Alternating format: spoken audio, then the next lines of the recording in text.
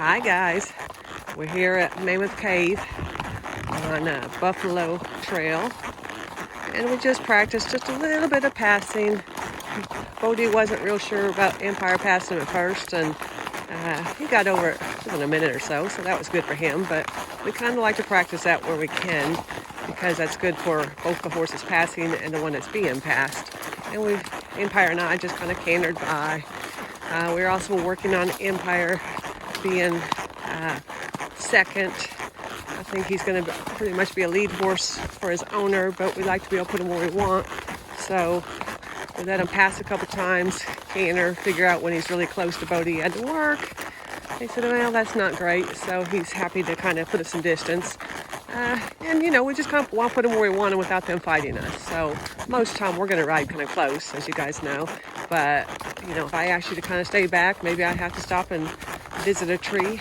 Then I don't want my horse having a heart attack and getting all antsy trying to catch up. So right now I don't even have the reins. Oh, there they are. And just what you do is kind of let them exercise up in front there. Let it come back here, drop the reins, and let them make that mistake again. And that's the hard part.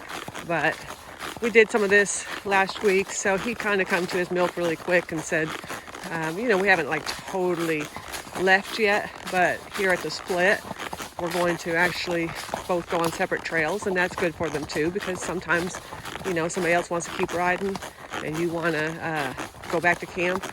And again, you want a horse that's comfortable enough with you to trust you that he can go back to camp and nothing bad's going to happen. So it's going to be good for Bodie too, because I think that's the first time Bodie's had to actually be separated from the group. So we'll check back in later. Well, now we've separated. Now I'm on, I think it's a turnbow, getting ready to go on to Sal Hollow. And Davey went on dry prong. So we'll have the same amount of mileage. A slippery spot there. And Empire wanted to turn around. I mean, he tried a couple of times just to casually turn around, and I had to squeeze him forward and said, no, we're going this way. And now he's committed to it. Got his ears up, looking where we're going. So, pretty happy with that. We're on this slick hill. The leaves actually make it a little bit worse because you got all this rock here, tree roots, then you got wet leaves on top of it, so you have to be pretty careful. You know, and he's got a pretty long step, so sometimes I just have to half hold him and say, hey, watch your foot and watch your footing. It's not always safe. But he's doing pretty good.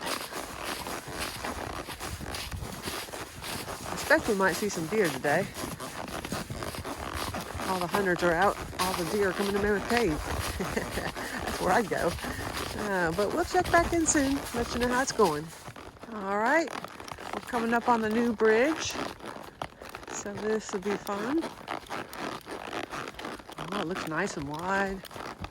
This used to be this big hole that you had to climb in and out. And sometimes in the spring there's a nice waterfall right there. But Empire's handling it just fine. He says, well, it's new. Yeah, a little mud right here. Good job, buddy.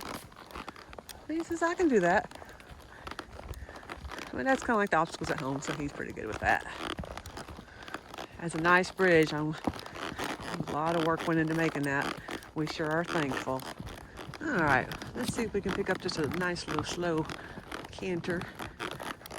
We got good enough footing for a few minutes. Nice job, buddy. It's definitely not a straight trail, is it? Oh, and then we have people. Oh. That didn't last. All right, we socialized for a second. See if we can go back to a little canter work.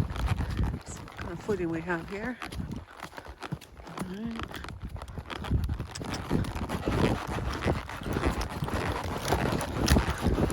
Nice and full foot. There we go. I don't canter very often, but sometimes it's just good to make sure they will. Down right here because it's not a great spot. the trails aren't really made for this, but you just never know what somebody wants to do. So, and he came right back when I asked him to, and that's what's important. Okay, let's try that again, bud. So I only canter from a walk. That way they're a little more collected. Not doing that fast trot or anything. Throws you out the saddle.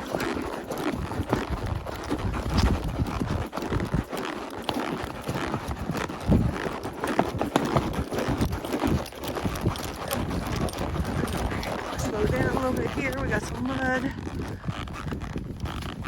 That's a nice job, buddy. The most important thing is, once you do a little work like that, will he walk on the loose rein? And a lot of times they won't. They'll get a little charged up.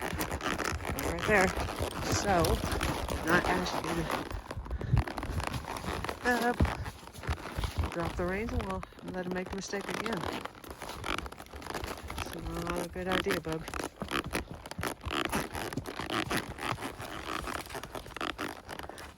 That's another little bridge.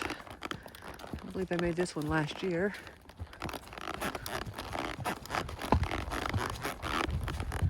And it's all good.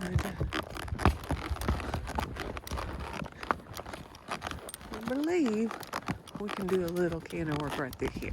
Let's give it a whirl. So I kissed the canter by both legs lightly. Shouldn't just have to kick them at this point.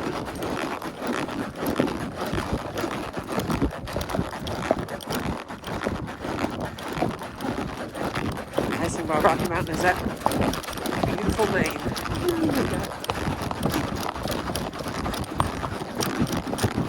Tree roots, logs, narrow opening. Let's go back to a gate.